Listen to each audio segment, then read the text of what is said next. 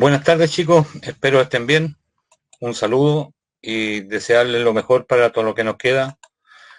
Bueno, la idea de este video es plantearles la nueva actividad que, si ustedes se dan cuenta, está relacionada con una nueva área que tiene que ver con la química.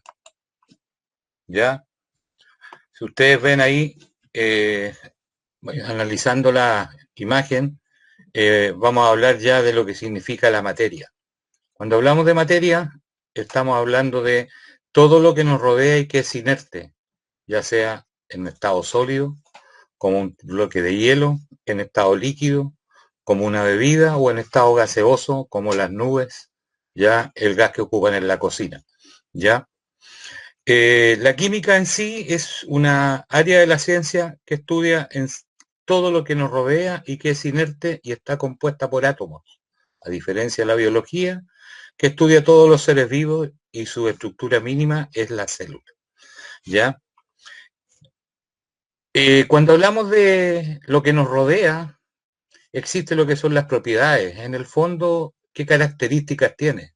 Cuando ustedes toman un trozo de hielo, pueden decir que es helado. Cuando toman una esponja, que es áspera. Cuando toman un trozo de plomo, que es muy pesado, que tiene mucha masa. Esas son las propiedades o las características de el color, el tamaño, ¿ya? Y dentro de las propiedades tenemos las propiedades extensivas, vale decir, tal como dice la lámina, las que dependen de la cantidad de materia. Me explico. No es lo mismo hablar de 1 gramo de azúcar y 100 gramos de azúcar. Por eso ahí hablamos de masa. Aparece la palabra masa, peso y volumen. La masa está relacionada con el kilo, con el gramo. El peso también está relacionado con lo mismo, pero hay una diferencia que tiene que ver con la gravedad. Y el volumen es el espacio que ocupa dentro de nuestro contexto. ¿Ya? Entonces las propiedades extensivas van a depender de la cantidad de materia. Y las propiedades intensivas no dependen de la cantidad de materia. Me explico, si yo tengo un carbón que es negro, tenga un trozo de carbón o 10 trozos de carbón, todos van a ser negros. ¿Ya? Después tenemos el concepto de el estado de materia, como les explicaba, y hay una figurita bien clara, ¿ya? Donde ustedes pueden ver en la primera que aparece un sólido, que es un cubo de hielo, ¿ya? Con algunas propiedades, que tiene su propia forma, tiene su propio volumen, tiene su propia masa, ¿ya? Después al lado hablamos de un líquido, cualquier líquido, ya sea un agua de lluvia, agua de mar, aceite, leche, ¿ya? Y una definición básica o bien simple para los líquidos es que se le denomina líquido a toda aquella estructura o materia que adopte la forma del recipiente que lo contiene, ¿ya? Cuando ustedes echan aceite dentro de una botella, el aceite ocupa todo el volumen de la botella. Y si lo echan adentro de un tubo, va a ocupar todo el volumen del tubo. Y gaseoso, que es el último estado, dice que no tiene forma propia, va a depender de otras situaciones. Cuando ustedes, por ejemplo, tienen humo, el humo se esparce de distintas formas, de distintas maneras, si hay viento, si hay temperatura, ¿ya? Pero en general son los tres estados que nos rodean a nosotros. Nosotros tenemos un mar lleno de agua, estado líquido, tenemos una cordillera que tiene mucha nieve, en la cual podríamos decir que el agua está en estado sólido, y en los días de invierno vemos que hay muchas nubes, por lo tanto también hablamos de un estado gaseoso. Y todo estado de materia, y recalco que la palabra, todos los estados de materia, al aplicarles temperatura, subiendo la temperatura o bajando la temperatura, existen los cambios de materia. Vamos a explicar uno ahí para que ustedes los otros lo analicen.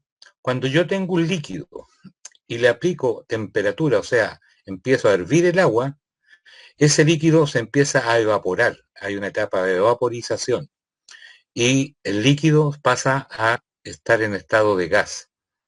Después, si este gas lo enfrío, se empieza a condensar y vuelve a estado líquido.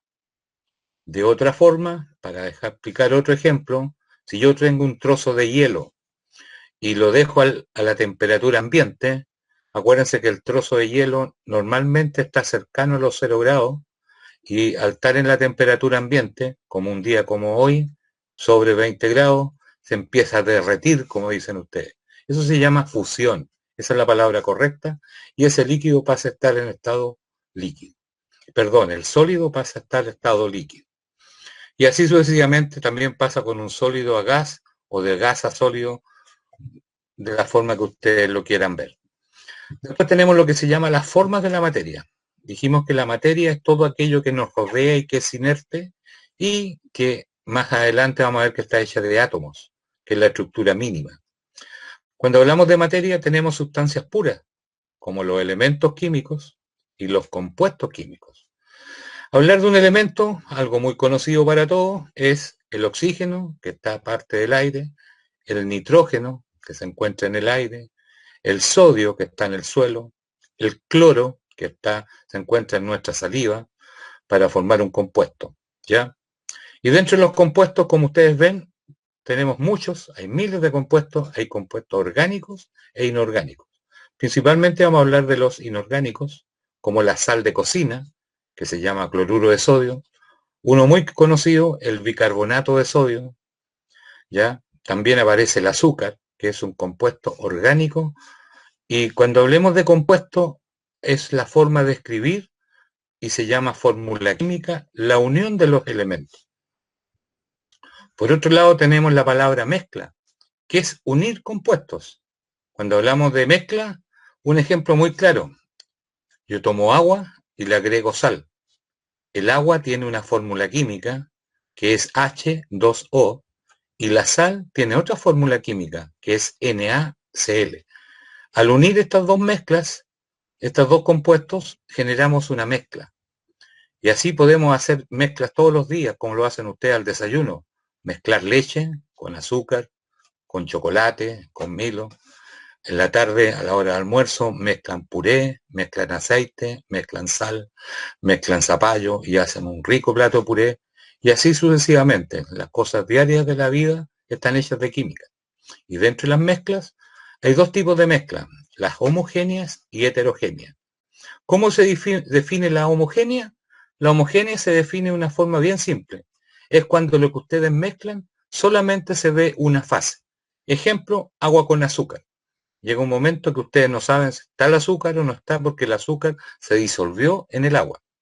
Agua con sal, ¿ya?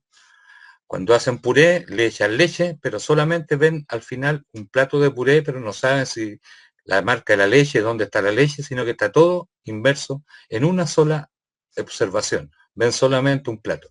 Por eso decimos que la homogénea es una fase. Cuando hablamos de heterogénea, es cuando se ven más de una fase.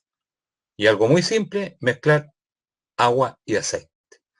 El agua con el aceite son inmiscibles, vale decir que no se mezclan, y por ende se consideran una mezcla heterogénea. Si nos vamos a algo simple, una comida casera, la que ustedes estimen, van a poder, en ejemplo, una carbonada. Ustedes van a ver la papa, van a ver el arroz, van a ver el caldo, van a ver distintos componentes en forma separada. Y ahí hablamos de heterogénea. Entonces, cuando hablemos de mezcla, es la unión de compuestos. Y los compuestos es la unión de elementos. ¿Dónde están todos los elementos químicos? En la figura que tienen es la llamada tabla o sistema periódico. Ahí se juntan 117 elementos químicos que son los que se han hasta ahora encontrado en nuestra naturaleza, ¿ya? Y en la tabla actual se ordena de acuerdo a lo que se llama el número atómico, que es un número que determina y tiene cada elemento. La tabla tiene distintas opciones, tiene distintas posiciones y distintos grupos. Como ustedes ven ahí, hay de color celeste, color amarillo y sucesivamente otros colores que van identificando cierto tipo de propiedades. Principalmente como dato, los que están de color celeste normalmente tienden a encontrarse en nuestro planeta en forma de sólidos. Y los que están de color amarillo tienden a encontrarse en nuestro planeta en forma de sólidos, algunos líquidos y otros gases. ¿Ya? Esta tabla periódica fue inventada hace mucho tiempo, pero la tabla actual hoy día radica en 117 elementos químicos que han sido encontrados, estudiados y analizados en nuestro contexto. Y finalmente, basándonos en la tabla periódica, ustedes ven tres imágenes, el Ca+2, el H2O y la letra K. Son las formas, la CA y el K son las formas de escribir elementos químicos. Me explico, si ustedes se fijan, siempre cuando van dos letras, la primera es más grande que la segunda. Y cuando va una sola letra, debe ser mayúscula. Esas son las dos reglas universales, ¿ya?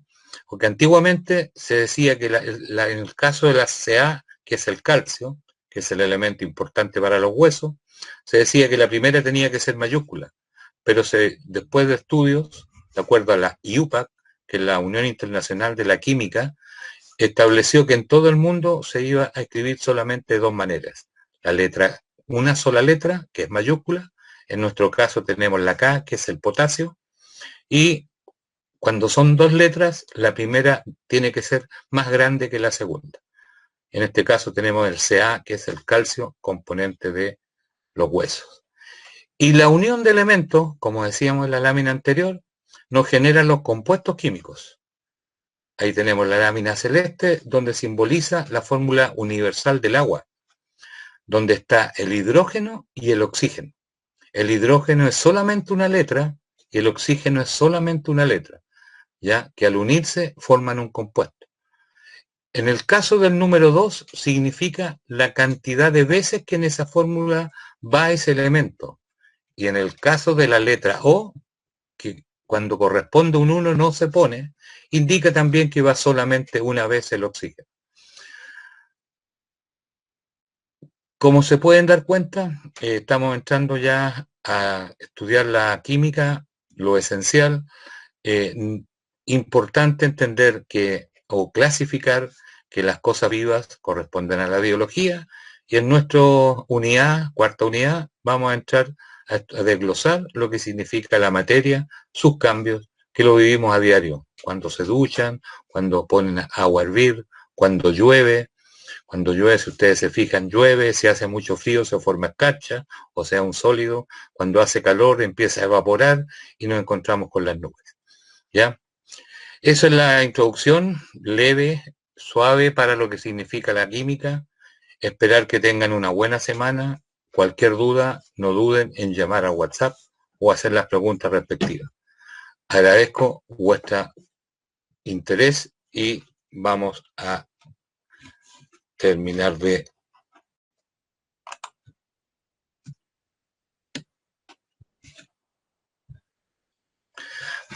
Espero que si quedaron dudas podamos terminar.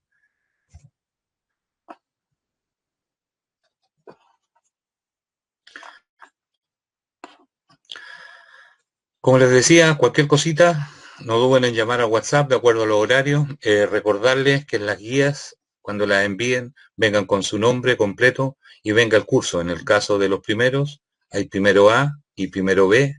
En tercer ciclo no hay problema. Buenas noches y muchas gracias.